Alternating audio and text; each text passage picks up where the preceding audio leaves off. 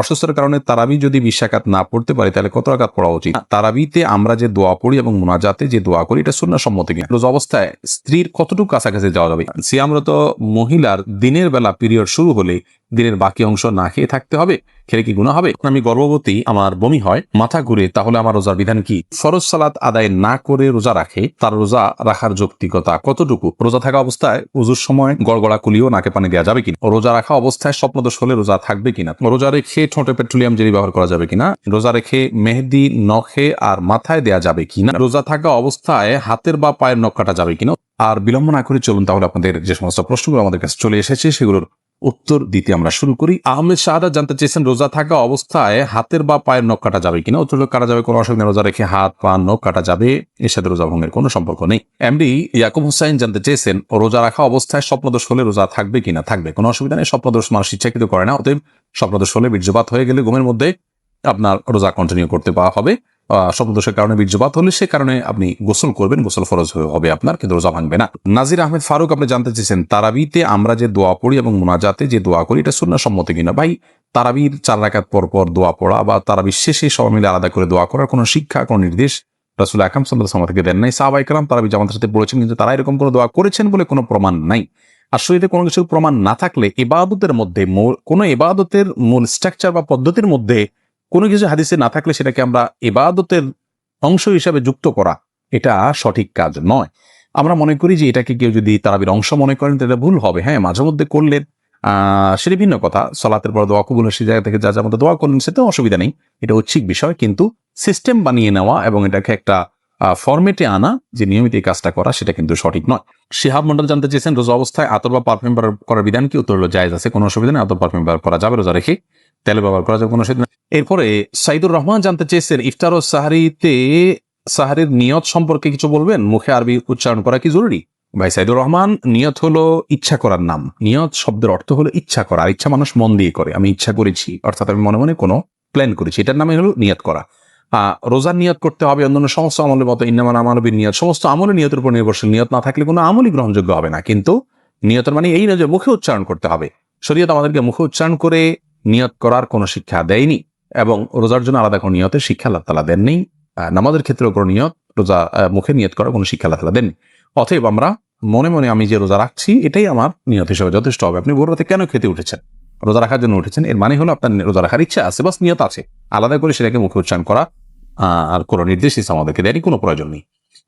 এটাকে জরুরি মনে করলে একটা দোয়া বানাই দিচ্ছি আমরা, নাওয়াইতু আন আসুমা গাদান ইত্যাদি, এরকম দোয়া বানিয়ে নিলে সেটি বরং বিদআতে পর্যবেসিত হতে পারে যদি সেটাকে আমরা সুন্নাহ মনে করি বা রোজার জন্য গুরুত্বপূর্ণ বা জরুরি মনে করি। সারজু রিমা এই আইডি থেকে আমরা জানতে চেয়েছেন রোজা রেখে ঠোঁটে পেট্রোলিয়াম জেলি ব্যবহার করা যাবে কিনা? ঠোঁটে যদি খুব বেশি ফেটে যায়, খুব বেশি বিরক্তির কারণ হয়, তাহলে হালকা করে দিতে পারেন।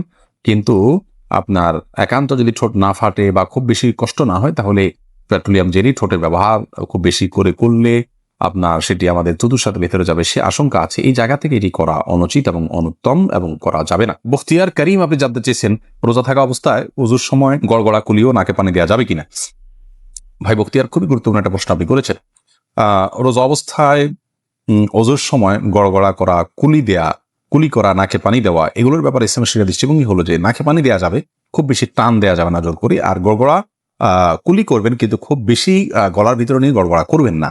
কারণ নবী সাল্লাল্লাহু আলাইহি ওয়াসাল্লাম বলেছেন যে মাদমিদ ইল্লা আন তাকুনা সাইমান, তুমি গড়গড়া করেই কুলি করবে, কিন্তু রোজাদার হলে তখন করবে না, যেহেতু তোমার ভেতরে গলার ভেতরে পানি চলে যাওয়ার ভয় আছে, চলে গেলে সেক্ষেত্রে রোজা ভঙ্গ হয়ে যাবে। অতএব গড়গড়া করা রোজা অবস্থাতে অনুচিত, খুব গভীর গড়গড়া করা। খায়রুন নাহার জানতে চেয়েছেন রোজা রেখে মেহেদি নখে আর মাথায় দেয়া যাবে কিনা?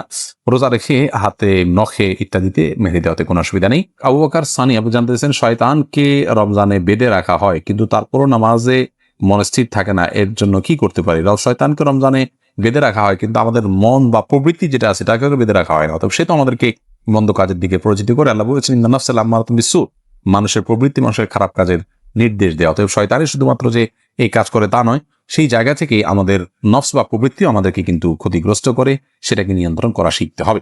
মেহেদি হাসান মির্জা জানতে চেয়েছেন রোজা রেখে নাক বা কানের ড্রপ ব্যবহার করা যাবে কিনা? ভাই মেহেদি হাসান, রোজা রেখে নাকে ড্রপ দিতে পারবেন না, কারণ নাকে ড্রপ দিলে সেটা গলা যেতে পারে। নবী সাল্লাল্লাহু আলাইহি ওয়াসাল্লাম বলেছেন ওয়ামাদমিদ ইল্লা আন তাকুনা সাইমান, তুমি কুলি করবে কিন্তু রোজাদার হলে গড়গড়া করতে যাবে না, কারণ গড়গড়া করলে ভিতরে পানি যেতে পারে। নাকে ড্রপ দিলে সেটা যেহেতু ভিতরে যেতে পারে, অতএব সেই জায়গায় দেখেন নাকে ড্রপ দেওয়া যাবে না রোজা রেখে। কিন্তু কানে ড্রপ দিতে পারেন, চোখে ড্রপ দিতে পারেন, যে চোখের সাথে আপনার আমাদের গলার সম্পর্ক নেই, কানে ড্রপ দিতে পারেন, সেটারও সরাসরি সম্পর্ক নেই। যদি আপনি গলায় স্বাদ অনুভব করেন ড্রপ দেওয়ার পরে কানে বা চোখে, তাহলে সেক্ষেত্রে আপনি সে রোজা আবার রেখে দিবেন, কিন্তু নাকে দিতে পারবেন না, যেহেতু নাকে দিলে সেটা ভেতরে যায়। এমনি হাসানুল করিম জানতেছেন রোজা অবস্থায় স্ত্রীর কতটুকু কাছাকাছি যাওয়া যাবে? রোজা অবস্থায় স্ত্রীর সাথে সম্পূর্ণ পাশাপাশি শোয়া যাবে, থাকা যাবে, এমনকি চুম্বনও করা যাবে, আলিঙ্গনও করা যাবে, কোনো অসুবিধা নেই। শুধুমাত্র স্ত্রীর সহবাস সেটি করা যাবে না। সহবাসটা যাতে না হয় সেই জিনিসটি খেয়াল করতে হবে। লজ্জাস্থানের মিলন সেটি সরাসরি হারাম, বীর্যপাত না হলেও শুধু সম্মিলনটাই হারাম। এছাড়া আলিঙ্গন চুম্বন হতে পারে। আমাদের আয়েশা রাদিয়াল্লাহু আনহা বলেছেন যে নবী সাল্লাল্লাহু আলাইহি ওয়াসাল্লাম রোজা রাখা অবস্থায় স্ত্রীদের আদর সোহাগ তিনি করতেন, এটি জায়েজ আছে। তবে কেউ যদি সেটি করতে গেলে নিজেকে নিয়ন্ত্রণ করতে পারবেন না এমন আশঙ্কা হয়, তাহলে তার জন্য এটি করা জায়েজ নাই। শাকুল খান জানতে চেয়েছেন, কেউ যদি ফরজ সালাত আদায় না করে রোজা রাখে, তার রোজা রাখার যৌক্তিকতা কতটুকু? তিনি রোজা রাখছেন, একটা ফরজ আদায় করতেছেন, এজন্য আমরা অবশ্যই তাকে অ্যাপ্রিসিয়েট করবো যে তিনি অন্তত একটা ফরজ আদায় করতেছেন। কিন্তু রোজা নামাজ না পড়ে রোজা রাখা মানে হলো যে তিনি লুঙ্গি না পরে আপনার গেঞ্জি পরার জন্য অস্থির হয়ে উঠেছেন। ব্যাপারটা এরকম হয়ে যাবে, গেঞ্জি পরাও দরকার কিন্তু লুঙ্গি পরা তার চেয়ে বেশি দরকার। অতএব নামাজটাকে সবচেয়ে বেশি গুরুত্বের সাথে দিতে হবে, তারপর তিনি রোজার জন্য চেষ্টা করতে হবে। নামাজ না পড়ে রোজা রাখা এটা হলো নামাজের গুরুত্ব বা সালাতের গুরুত্ব না বুঝার কারণে। আল্লাহ তাআলা আমাদের ভাইকে বোঝার তৌফিক দান করুন। শিরিন, আপনি জানতে চেয়েছেন অসুস্থতার কারণে তারাবি যদি 20 রাকাত না পড়তে পারে তাহলে কত রাকাত পড়া উচিত? তারাবি 20 রাকাত না পড়তে পারলে যতটুকু তৌফিক হলো ততটুকু পড়বেন। তারাবির রাকাত ফুলফিল না করলে যে কোনো গুনাহ হবে এমন না, ফরজ রোজার মতো। অসুস্থতার কারণে আপনি যদি 2-4 রাকাত 6 রাকাত কমও পড়েন কোনো অসুবিধা নেই। পিয়াস এমডি রাইসুল রেজা জানতে চেয়েছেন, সিয়ামরত মহিলার দিনের বেলা পিরিয়ড শুরু হলে দিনের বাকি অংশ না খেয়ে থাকতে হবে, খেলে কি গুনাহ হবে? না খেয়ে থাকা উচিত, বাকি অংশ তার রোজার সম্মানার্থী করা উচিত। ত্রিহান, আপনি আইডি থেকে জানতে চাইছেন, আমি গর্ভবতী, আমার বমি হয়, মাথা ঘুরে, তাহলে আমার রোজার বিধান কি? যদি বমি হয় এতে রোজা ভাঙবে না, ইচ্ছাকৃত বমি না করলে রোজা ভাঙবে না। হাদিসে আসে নবী সাল্লাল্লাহু আলাইহি ওয়াসাল্লাম বলেছেন, যে ব্যক্তির বমি হয় তার রোজা ভাঙবে না, যে ইচ্ছাকৃত বমি করে হাত দিয়ে বা বের করে তার রোজা ভাঙবে। আর যদি বমি হওয়ার পর কিছু আপনি গিলে ফেলেন তার কারণে রোজা ভাঙবে, কিন্তু এমনি বমি হলে রোজা ভাঙবে না। মাথা ঘুরে বমি হয়, তারপর কষ্ট করে আপনার রোজা রাখা উচিত, এটা ফরজ রোজা, এখানে কার্পণ্য করা উচিত নয় এবং ত্রুটি করা উচিত নয়। আল্লাহ আমাদের তৌফিক দান করুন। ইলমি একটা অনুষ্ঠান করা এবং হাদিস ভিত্তিক জ্ঞানের একটি অনুষ্ঠান, অতএব এটিকে অন্যদের দেখার সুবিধার্থে, অন্যদের জানার সুবিধার্থে শেয়ার করে দিন, ওয়াচ পার্টি করে দিন। এর মাধ্যমে আপনার ছোট্ট একটি ক্লিকের মাধ্যমে অনেক বেশি অফুরন্ত সওয়াবের আপনি অধিকারী হতে পারবেন। শয়তান আমাদেরকে এরকম সহজে অনেক বেশি অর্জন হতে পারে সে আমলগুলো থেকে ভুলিয়ে রাখে এবং এগুলোকে আমাদের কাছে গুরুত্বহীন করে রাখে। অতএব শয়তানকে আমরা কোনোভাবেই যেন সুযোগ না দিই। আল্লাহ তাআলা সেই তৌফিক দান করুন। আমরা দাওয়াত এবং দ্বীন প্রচারের অংশ হিসাবে এই পোস্টকে শেয়ার এবং